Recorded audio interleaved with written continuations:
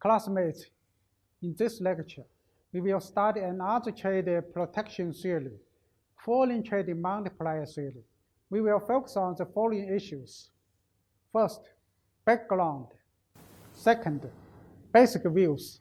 Third, comments on foreign trade multiplier theory.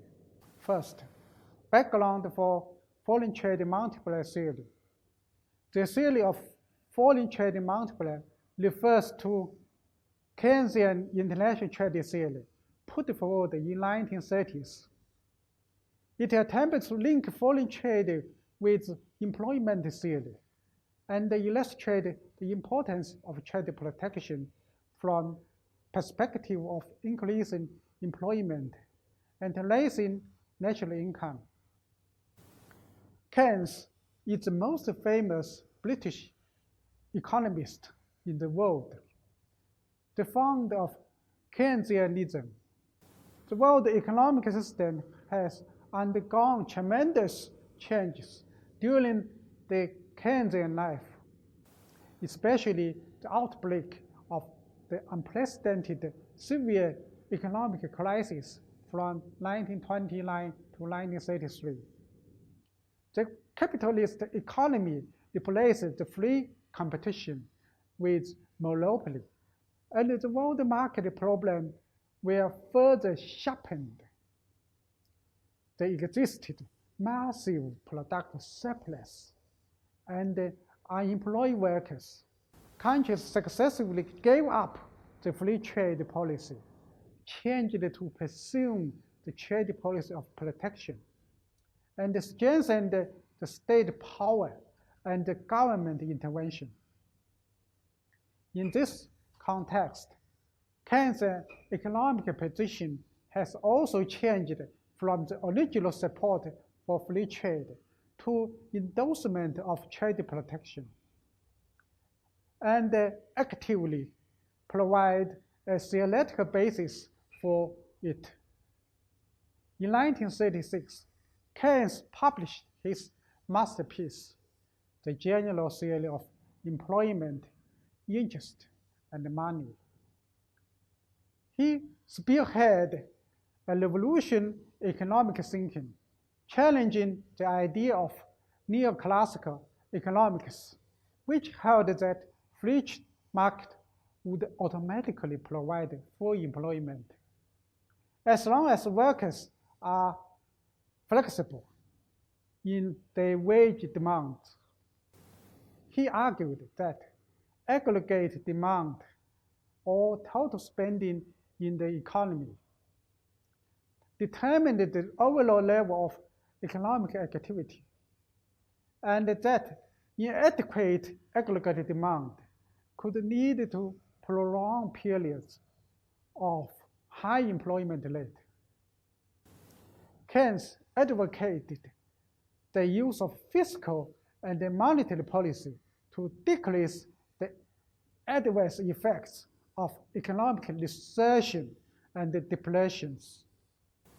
In the mid to the late 1930s, leading Western economies adopted Keynes' policy recommendations. Almost all capitalist governments had done so by the end of the 2 decades following Keynes' death in 1946.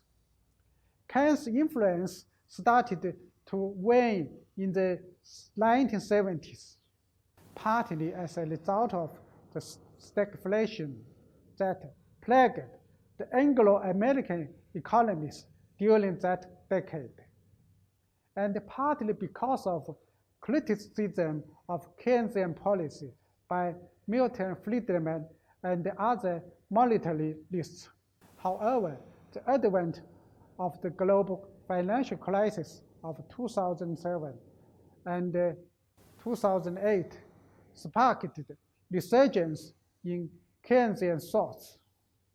Keynesian economics provided the theoretical and sharpening for economic policy undertaken in response to the crisis by President Obama of the United States, Prime Minister Gordon Brown of the United Kingdom, and other lead heads of government. The Economist has described Keynes as Britain's most famous 20th century economist in the book of the General Theory of Employment, Interest, and Money.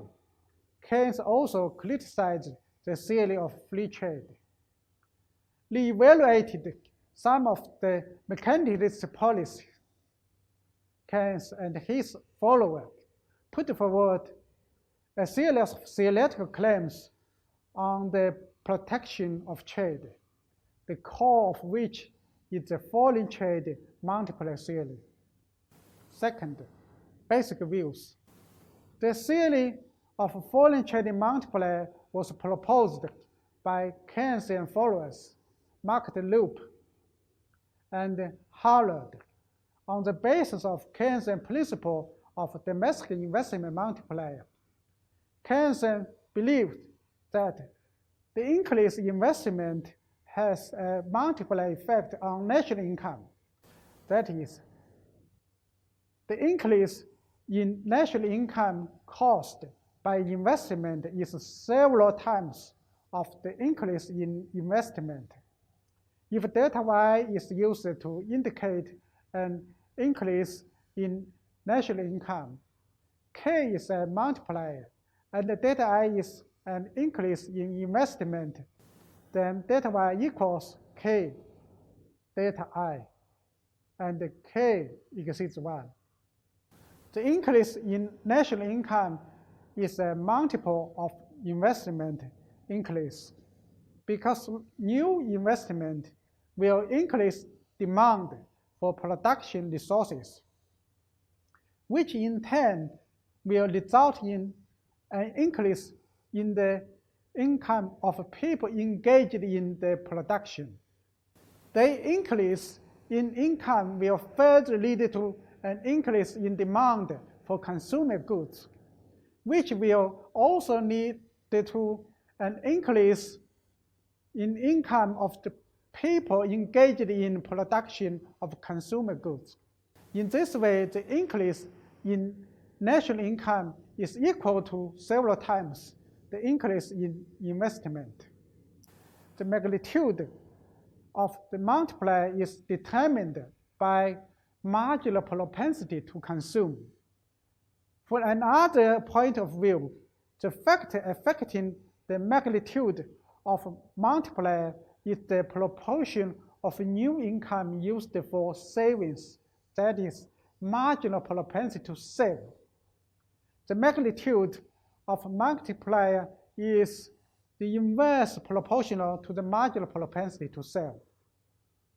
Under the opening economic system, the balance of national economy is not only restricted by the principle of investment multiplier and acceleration, but also by the principle of foreign trade multiplier.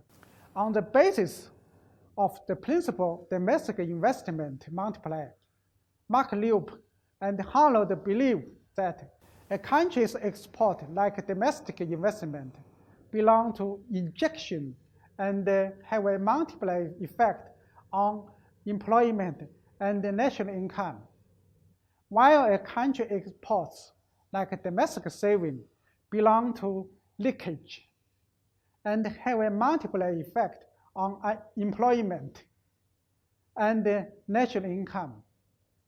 When goods and services are exported, monetary income from abroad will increase the income and the consumption of export industries, which will lead to the increase of production, employment, and the income of the other industries. If this goes on repeatedly, the increase of income will multiply the increase of exports. When goods and services are imported, money is paid to foreign countries, which reduce income, consumption, domestic production, and income. Therefore, only when foreign trade is in surplus can employment be increased and the national income increased. So the increase of national income will be multiple of trade surplus. According to the theory of foreign trade multiplier, it is important to improve the balance of trade. So Keynesianism actively advocates state intervention in the economy and implementation of trade protection policy. Third, comments. To a certain extent, the theory of foreign trade multiplier reveals the inherent regularity between foreign trade and the national economic development. It has important practical significance. However, it has some limitations. First of all, the multiplier effects of trade surplus on national income may be different from those of domestic investment. Assuming that the country is already in full employment, then the continued increase in export means a further increase in aggregate demand, which will lead to excessive demand and inflation. In this case, the increase in aggregate demand caused by increase in exports is different from that caused by the increase in investment. Also, increase in investment will cause inflation.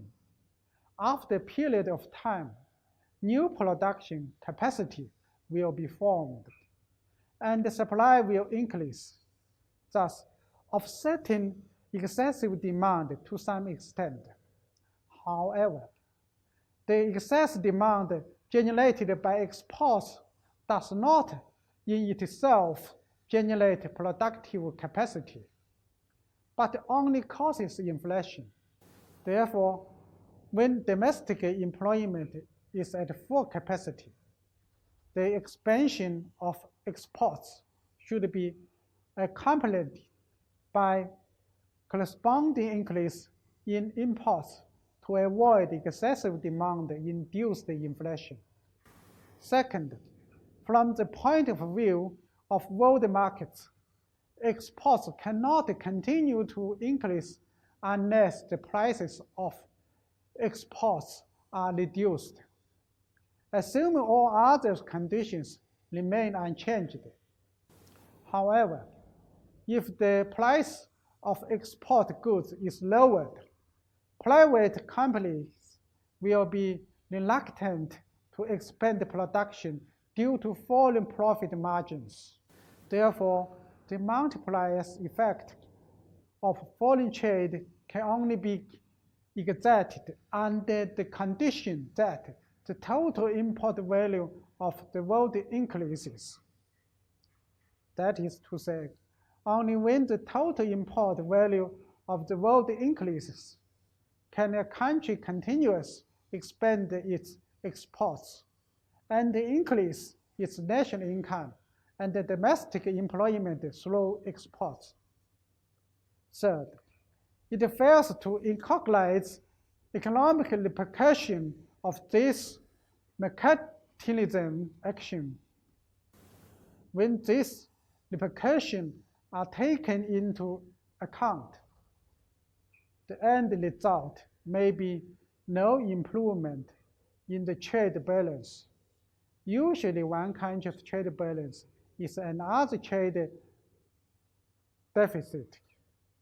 So it will result in a reduction in national income abroad and reduce the ability of foreign countries to buy their home country's products. Last, it may result in the deterioration of trade partners.